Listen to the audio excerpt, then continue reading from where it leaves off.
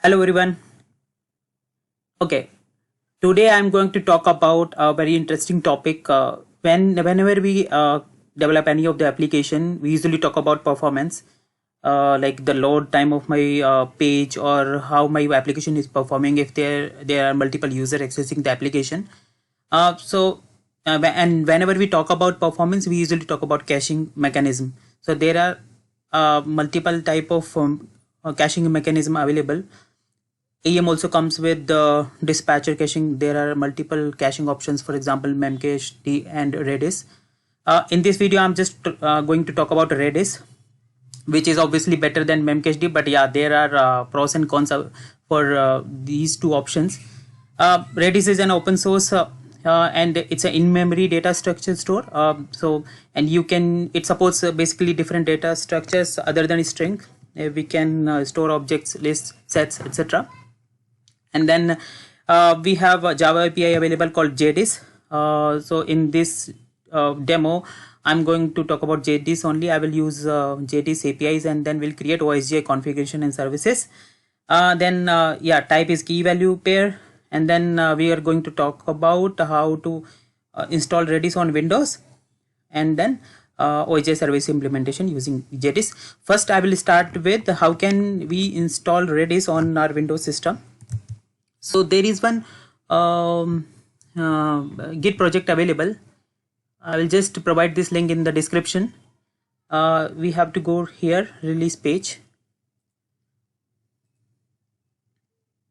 And there are options available, MSI as well as zip. What I have used is zip version. You just download the zip. And then what we need to do is we just need to extract it. So it's a very lightweight. We just need to extract it. And then after this, we have to set the path variable. So to set the path variable, I'll just show you quickly how I have done. So I have just gone to the advanced system settings, then environment variables, then on the path, I have added where I have extracted the Redis. That's it. Okay. Let me close it. After this, to start the server, we have to just double click redis server.exe. To run the commands, we can use redis cli.exe. Once you double click on it, it will open like this. Yeah, like this. And to run the commands, as in the server is up or not, as in like I said, it's like key value pairs. So to put the pairs to put any key, and then to get we can use commands over this CLI. Okay, now let me jump on to the demo for OSGI configuration and service. What I have done, I have just created one servlet. Okay, and this is resource type based servlet in which I'm using this component, and I will just invoke this servlet using this component, and I'm just using the doGet method. Okay, what I'm doing is I have created one service and service implementation class for Redis, and this is set method where I'm providing 4 parameters.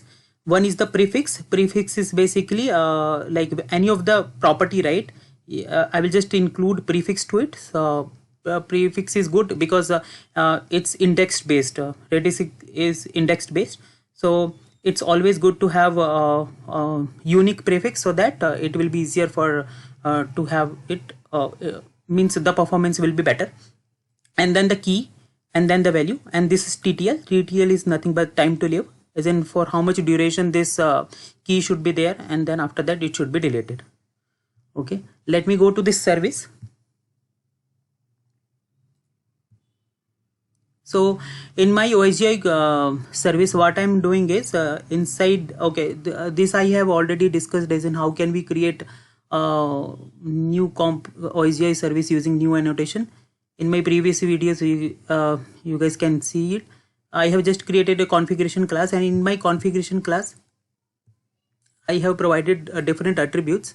Attributes are nothing but what is the host of the Redis server, what is the port. The default port is 6379, and what is the maximum pool, means how many users, concurrent users can be there, authentication password, and the database name. Okay, and then I'm starting this in the activate method, what I'm doing, I'm just initializing the values what I'm getting from the configuration, like host, port, etc.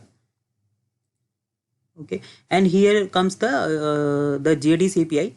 What I'm doing is I'm just creating a pool configuration file, and when I'm creating the connection pool, I'm just invoking the constructor. So there are two type of constructors I'm having, like in the case if authentication password is given, because right now it's just for demo, so I'm not using any password, so it's just open, so that's why I have given if else condition. But based on your requirement, we can put either it's non-authenticated should be just bypass, so we can have different if else condition.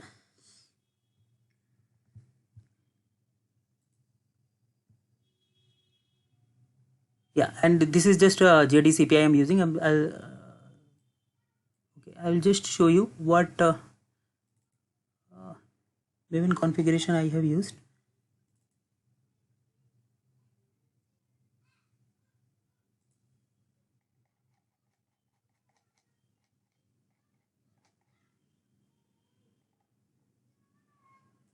So this is my Maven dependency I have used.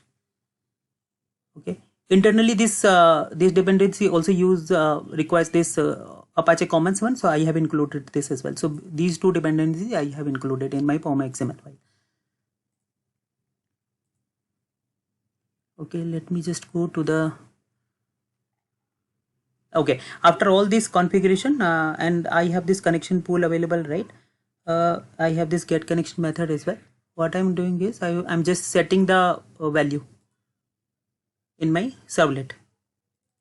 I'm just invoking this. I have other methods as well in this class, like if I want to delete, or instead of just setting a string, if I want to set any object, so I have those methods also available.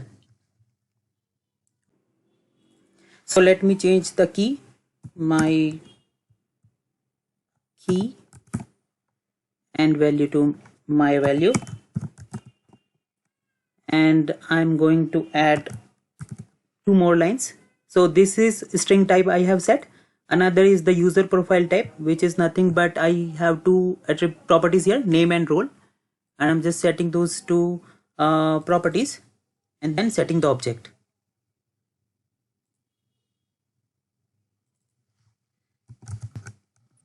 User. Yeah, let me build it.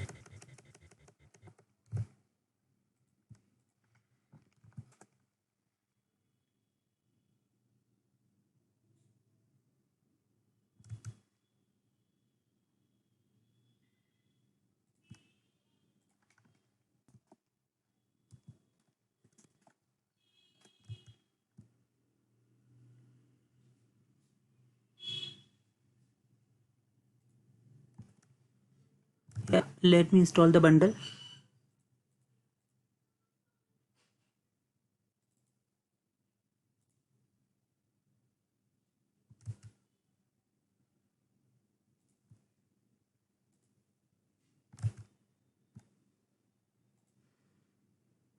Let's see if the bundle is active. Yeah, it's active now.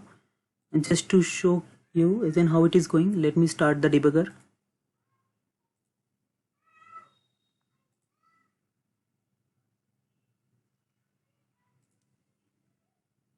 It's up, and since I have attached resource type, right, so I have already opened one URL which is nothing but the resource type of my servlet. I will just invoke this servlet. Yeah, it's there, and let me just execute it.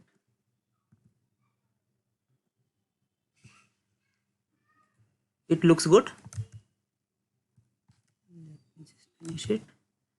Now we can see how many keys we have using this command. So yes, so the prefix I have used is prefix. Okay, and I have two objects. One is user profile and one is my key. Okay, so using this way we can store the data in the Redis cache, and then we can use it. This is also useful in case, for example, we are invoking any of the third-party service in which we want to store temporary data For example, we are invoking some authentication service in which we are passing some key, and then we are getting the profile data. We can store that profile data in cache, and then we can use it. So because what happens when we use an AAM application, right? It's stateful, because we want to go to the same server every time, so that we can retain the token. Using this way, we can actually make our application stateless as well. Yeah, so that's it in this video. If you have any comment or any suggestions regarding this approach, please comment in the video section.